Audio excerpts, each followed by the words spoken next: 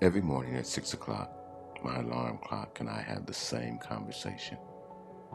The alarm says, time to get up. My body says, 5 more minutes. Fortunately, the alarm usually wins. A few minutes later, I'm tying my running shoes and heading out for another 4 or 5 miles.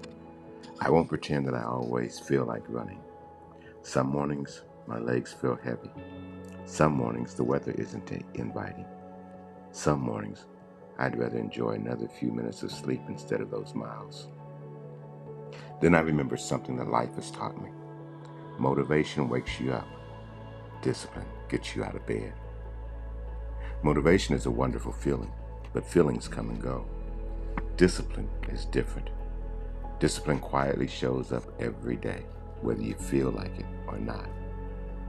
I first learned that lesson many years ago on my high school wrestling team. To say I struggled at wrestling would be an understatement. My first year, I lost every single match. One match has stayed with me all these years. I walked to the center of the mat, shook my opponent's hand, and the referee blew the whistle. About 30 seconds later, I was standing again, shaking the same young man's hand after another defeat. It took me longer to tie my wrestling shoes than it did to lose that match. The next morning wasn't any easier. Every day, the principal announced the athletic results over the school loudspeaker. Football, basketball, volleyball, then wrestling.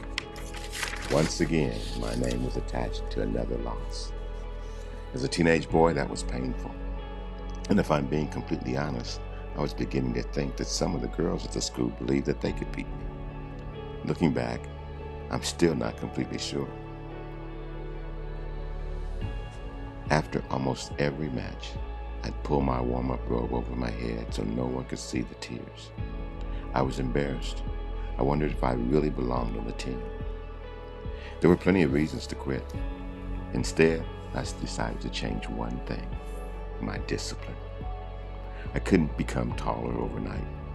I couldn't magically become stronger.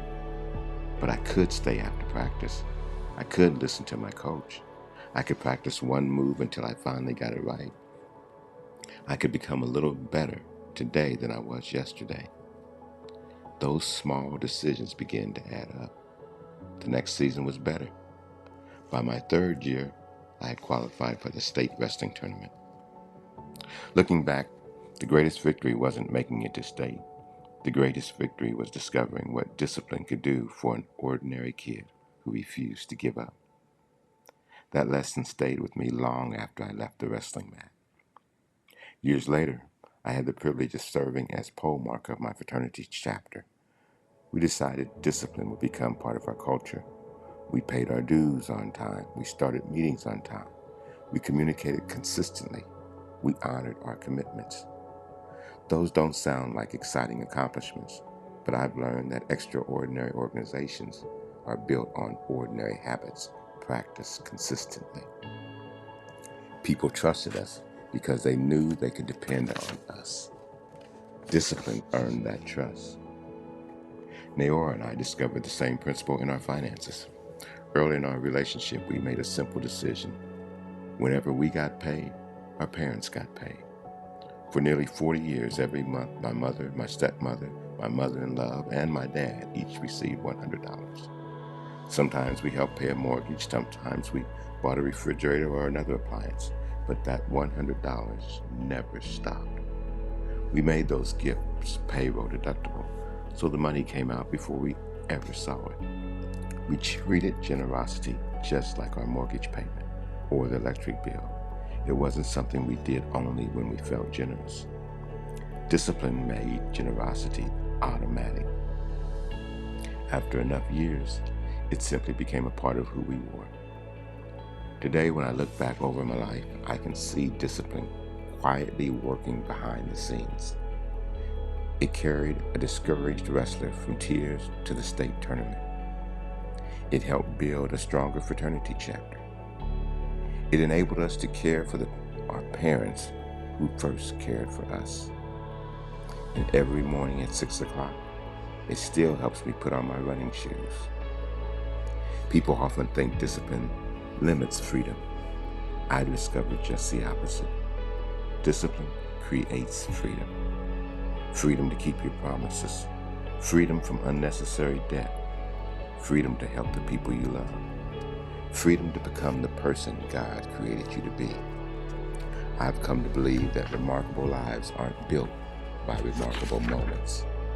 They're built by ordinary habits, repeated with extraordinary faithfulness. So let me ask you, what one small habit practiced every day could quietly change the course of your life? Maybe tomorrow, when your own alarm clock rings, you'll discover what I learned all those years ago.